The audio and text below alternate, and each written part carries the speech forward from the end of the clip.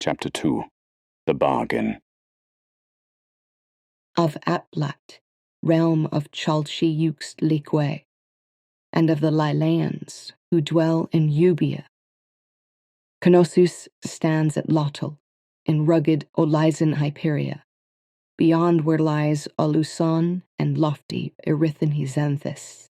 There, in mid-depth of the Praxithian Sea, where northerly stretched slopes terminate upon the vast, abyssal plain, a clan of Naiad seers tarried for the seasonal equatorial swell, while far-flung below them, plunging into hard-bound deep where nothing survives, a chasmic rift called Oaks, crushing undisturbed with bottom pressure, splay frozen in undivided darkness. In their gyre, currents rose and set the spring harvest floating over the onyx plateau. This yield was for what the Naiads had waited. Now was time for Orces' family to gather stock for the long, arduous journey back to Yerkes Majoris, for they knew these seas would soon flood in bitter coldness from the North Polar Basin. Orces, so strong a Naiad and brave a seer, had thwarted off prior attacks from hungry Creophagous Oceanid hunters. So once again, Oceanids swarmed over the Naiads, who dove into Oak's chasm below. Safety hovered, yawning in darkness between the mammoth cavern jaws. However, the savage beasts, great with a newfound starving hunger, raged relentless in pursuit. Thus, Orces and the others found themselves deeper in the canyon's immeasurable gloom than could be comfortable. Naiads clenched in strata were doomed to be torn in devouring jaws. Probing and hooking swept the hunters in the mounting pressure. And still, Orces fought them while diving into forbidding depth. Eventually, all the Naiads had been plucked by the savage Oceanids. Only Orces lingered alive, wounded, floating 2 moonrise down to be crushed on the chasm floor. This is far unplumbed for a Naiad's death float, and Orces curved, struggling in strapping weight. Still breathing, fighting all the ocean pounding over the canyon's frozen shadow, Orces rolled trembling, clutching a ragged little doll made from twine and shell. As Orces choked, surrounded by flash floats buoyant in murk, a warm turbulence spilled down the chasm walls from far above. Long Orces bumped and scraped, vacuumed into a jagged, fault-torn fissure until coming to rest in a cave chamber carved of blinding pumice. Then came a Naiad's bizarre voice close to Orces' blurred ear, whispering, "It seethes unbridled in blood from treachery, crushed feebly by mere predation. Taste your delicate soup spilled into this cold Praxithea, diffused. You are far below your death float. Your fortune has sunk its unfortunate rest into this remote presence, seer." And toiling, Orces forced a solemn answer. "I fought hunters, devouring family. I hardly survived." Whispering came again from freezing darkness. "You are to die here, are you not? Crushed in pain, you struggle upon this dank floor." "I will pass over the onyx plateau. I'm slipping away." "Then you found a bargain. Though it pains the ear to speak these, you use in every statement, there is no other way to convey what is required," said the voice. "You are Orces, so brave a Naiad and strong a seer. It is unfortunate that you passed to darkness so young, counting only 28 moontide past." Orces winced. "Nothing matters. Everything is lost. The most precious, smashed. Satsum knows you and many other things, and now you know of Satsum, who can help you regain some of what is lost, and you have lost a lifetime. Leave me to die. Nothing matters now. I yearn to disappear." "And your little one? Ah, no. Yes, you have lost all but your bare life, and that life fades with each wincing word." Crushed and lingering in freezing darkness, Orces said, "Why is it you would help me? So tiny a thing compared to you. Satsam can tell you have read the rigid old Scceereon style. Satsam will restore your life and give you strength tenfold of that with which you were born. You will live many moontides anon and live with born-again vigor. You need only ask, but know that you will bear Satsam a deed's burden to be by your health fulfilled. Please obliterate my pain, whether you mean to put me down for good or lift me up. Just bring back one, my loved one. Satsam spoke to Orces in 7 parent tongues. Though from out our little skins we may many times burst, there, in one darkness, forever lies that boundary, once breached, back ye not ever be brought. Orces howled, grind me to sand. What you lost cannot be restored, but what little you yet have can be brought again full. Satsam lifts you up boundless into health, but you promise 2 deeds for Satsam in return. If not fulfilled, you will be torn apart hereafter upon your 7th moontide, during the night's longest apex of your double winter's solstice. Not only this, Orces, but anyone you touch and any little squirming of a new brood will also suffer severely from Satsam's touch. Shall you let that holy little image you clutch even now so dear in your mind fade into nothing? Orces groaned. So, knowing this promise you will make, do you wish to live? Shall you yet carry your precious memory, lighting it on into the next moon's tide? Orces said yes. Yet nothing happened. Satsam whispered, you must speak the question aloud. You must ask it whole, Orces. Orces, so simple a Naiad and mortal a seer, looking on darkness spilling over its brink, spoke what would have been any breather's last words. Yes, I agree with your bargain. Will you restore me? And with a yes you seal your fate to Satsam's bloody deed. Orces, Naiad, seer. The Uudt lord came out swirling darkness and touched Orces upon the face, burning a sable whirl which coalesced into a star. Surging from the prick within the center of this mark, heat reached from each sinister tendril and filled Orces with strength so vast that the depth no longer wrapped its immense crushing. Orces cried out, I did not know how strong could be until it pounded in my veins like 1,000 dying Golgotha, bursting their phantoms flying over the Gelden's clouds. Feel it, Orces, for you owe Satsam a debt that your power affords you to pay. Orces' echoes bellowed in the deep darkness. I never felt so overflowing with sadness and rage. Tell me your want. I will carry out your deed. I am in your debt. Satsam cackled. How brave you are, but how naive. Now go dispatch 2 Kalkan priests who have been teaching the masses of liquid breathers in all the oceans of Satsam's horrible ugliness. These priests would sow discontent among any and many moving minds to thwart off, ignore, and stir Satsam. One is of the name Danimedes Zone, who lives in the heart of your beast, Cathedral City. The other is of the name Fezajalebmak, who resides in Atlat, realm of Chalchi-Yuxt-Likwe. Stick them by blade when they are in the height of their assembly, in their congregation, with the population of their zealot followers present to witness the severity of your violence. Carry out the deed, voicing to all that it is done by righteous vengeance. Then Satsam growled, they all must be made to catch fear. They all must be made to brood fear. They all must be made to need fear.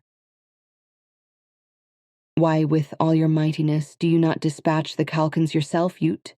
Though Satsam is Uudt, Satsam is bound lightless against that authority's inferno, Ra, that also burns you, liquid floater. Little Helios likewise binds by darkness opposed. Both radiance burn this cooling orb, spinning in relentless, circling brightness. Stop asking questions. Satsam's zenith repulses against Ra.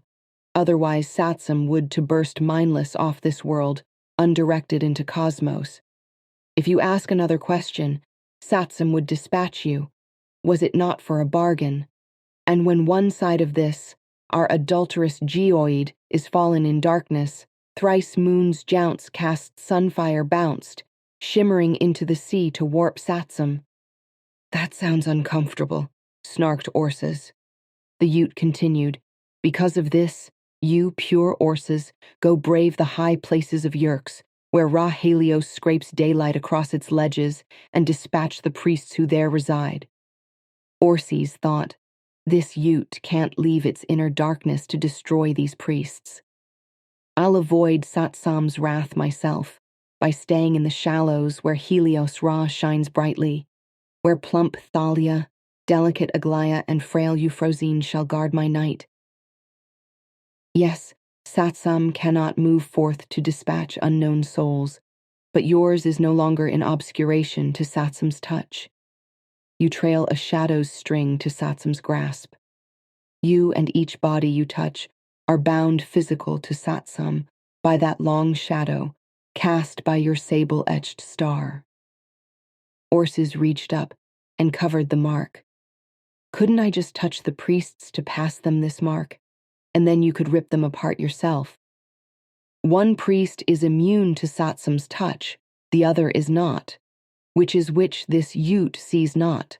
Know this, Orces, and pull the blood for both, otherwise be torn by wrath.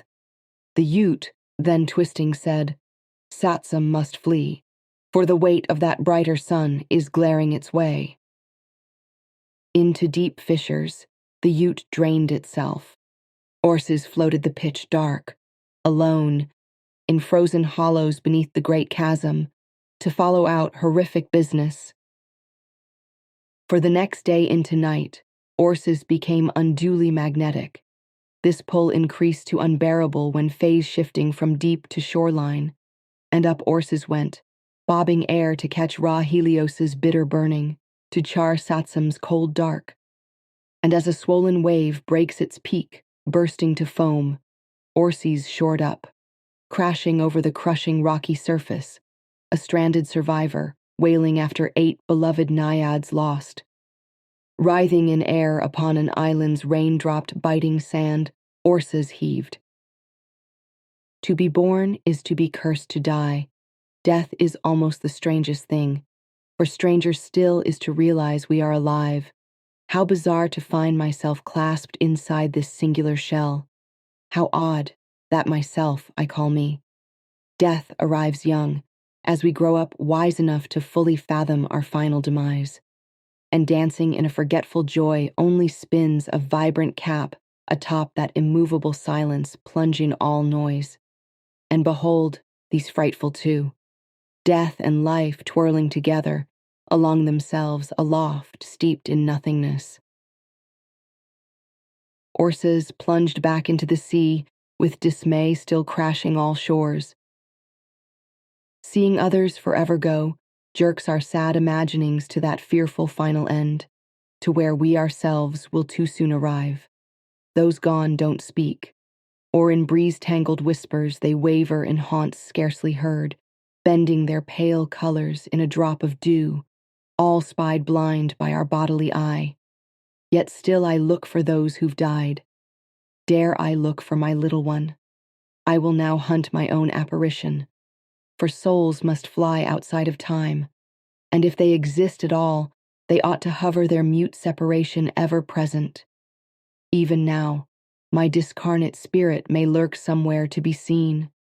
In darkness, I murmur out to it, seeking it, and perhaps even more fearsome than a glimpse of my very own soul, flashing unbodied, split in infinity, hovering the dark corner gaping at me, is that I have yet never seen my ghost. Orces writhed. We all live with this great mystery that envelops us. It hangs over us, immense, unavoidable. To escape it, we can only pass through it. We see it approaching to make itself known. And after long pondering in silence, Orces spoke. Better me torn than to target. To terminate 2 Calcan priests in undue temperament, I'll do no such thing. I will not commit vulgarity. 6 moontide passed, and wasting toward a sure death, Orces traveled the childhood-remembered eastern current, far along the Quran trench fan, spilling north, and happened upon an old Lilean friend named Odem Codoc. They had been playmates when bare calves along the estuary shelves, being one of them a grazer and one a sifter. Young, they traveled the outer rim of the northern empire, for 3 moontide following a herd of bobbers. Together, they had run the Quran trench with 3 unruly seers named Tagged Honor, Felkavok, and Dreb Onks. Hearing a singing so familiarly out of tune, Orces cried out, "Dear Codoc, could that possibly be you after all these moons fallen tide here in such a void place?" "All Yerkes is our void," Odem Codoc shouted. "And yes, old friend, it is I. Here I am. I see you, and you, Orces, have certainly grown." In frenzied joy, Codoc spun around Orces in greetings and laughed. "You look so old." Gazing long at Codoc, Orces burst to weeping. "You are no longer little. Look at you. You're all grown up. What in all the world finds you here, Odem?" "I was fed up with the citizenry's chides and their yearnings for themselves and for me. They cannot leave me be. This impending war with the surface scurries has pressure-cooked many seers into a fearful insanity. Their hubris grows as their ignorance feeds it. They attack one another, as if they could reckon their enemy divined. 'Tis not a suitable seer mind. I had to fly out of all city into wandering. I could no longer bear it." Orces, having held so long a despairing silence, burst flooding. "Everyone is dead, and so am I. Hope has trailed and drained away. But don't worry about me, Odem, for now I'm beyond ordinary. Since my family is gone, all gone, I want nothing. I would roll under, but that my hungry gut nags me. I believe in nothing. I would float down into a statued pose, and at length silt would paint ancient its delicate dusting over my wilted body. I don't need anything. But then I'm drawn hollow toward the next mountain ahead as it glimmers from shadows into my blurred." Orces then became silent as the abyss. Codoc moved low and gently spoke in singular mid-wave. "But you are not dead. You are here with me. What immense chance must have funneled our way to bring us together again. I was just following this remembered childhood trench." Orces cried. "I was following death, as death is following me. It won't be long now. I can already see that I'm just a flesh-covered skeleton. Dear Orces, how this hurts my heart. You have always been so strong in stillness. This terrible tragedy has thrown you further into yourself. You seem now filled with more nothing of the naught you before held." "I am nothing. I couldn't save them. I am nothing." "I see you. It seems to me that more than ever, you need a friend, and that I am. Here I am." And moving gently to scoop Orces's face, which was fissuring glints from tightly shut eyes, Codoc sighed. "How large you appear, but how small and dismal you flash. Perhaps our long fortune is of Uuoht's cast." "Yes," said Orces. This unbelievable happenstance churned, like some mysterious puppet coming to life. Its crushing weight forms the shape of a... Then Orces, struck by terror, scanned wide-eyed and wailed, "O death float of mine, look at the sinister black mark that grows upon you, Odem. What a horrible fate. As if it all only gets worse. With your kind-hearted caress, I have betrayed you and strike you down." Orces recounted the words of Satsam and lamented that now, after one touch, Codoc was fated to be torn likewise upon the 7th moontide. At once talk grew grave, for Orces had to explain the embarrassing ordeal with the Uudt lord, Satsam, and the countdown to their death. Rubbing the wicked calyx unfurled in its pitch whirl of clawing tendrils etched across one whole shoulder, Codoc said, "Yes, it's a horrible fate we both now share. Let's dispatch those poor parish priests and make good with the Uudt, so as to not ourselves perish. No doubt we will be hunted to all corners by all Scceereon and be put to death anyway. Yes, that is possible, but to consign those fatuous priests is our only chance for escape. Quick after the dispatching, we could flee to Scceereon Basin, the mammoth vegetations, or to your Praxithea, beyond the ice floes. It will be double winter soon. Codoc curled and shook. To post those poor priests is our only prospect. Now responsible for a friend's torturous end, Orces felt compelled to fulfill Satsum's malevolent double deed. So, they traveled together, 1,100 echoes over the mountainous crags of rugged Hyperia, toward the Scceereon center nest, Cathedral City, to further their unruly errand. To the bereaved Naiad, Codoc said, "We'll hope this laggard, Satsum, has not but spun and weaved us a fabrication, for that false threat would prove us ridiculous in dazzling futility." And Orces said, "I care not for myself, but will fly to the ends beyond Yerkes, upswirling into the shimmering stars to save you, Odem." On the journey to Cathedral City, Orces and Codoc stopped at a weapons shop in Canosus at Lottel, inquiring the shop owner about stabbing knives. The merchant laid out finely crafted, wicked-looking double-edged implements carved from heathbone and marcaroon. "If up against those who might match or exceed your discharge," growled the merchant, "these could protect your thrive with their deep, deadly sting." Orces and Codoc solemnly took up 2 knives that were small enough that they may be concealed, yet large enough to cleave a mortal array of sparks. Quickly, then on their way to Cathedral City, Orces whispered, "If only were these for mere protection, my pith's pith might remain pure."